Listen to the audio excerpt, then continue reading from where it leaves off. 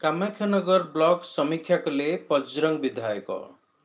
कामाख्यानगर पंचायत समिति कार्यालय को आसिले बजरंग विधायक ब्यूटी प्रधान सांगरे थिले कामाख्यानगर विधायक शत्रुघ्न जेना।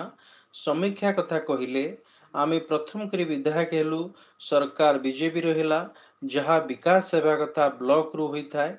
पूर्व सरकार अमल रे कौन काम होइछि आउ केउ केउ काम ब्लॉक रे अछि, केउ काम अधा होइछि, केउ काम आदौ होई नाही, केते अर्थ अछि से सबुर समीक्षा पई आसिथिलु।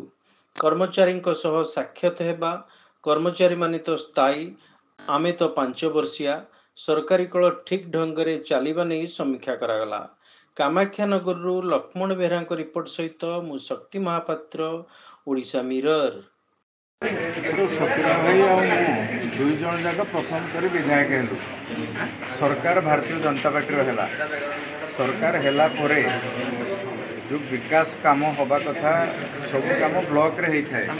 आज ब्लॉक को टिके रिव्यू करने आसलु। विगत सरकार रे कौन कौन काम से माने केते पैसा ब्लॉक रे अच्छी, कौ काम अनगोइंग अवस्था अच्छी, कौ काम मूल हो पारि ना, से सब विषय रिव्यू करने आसलु।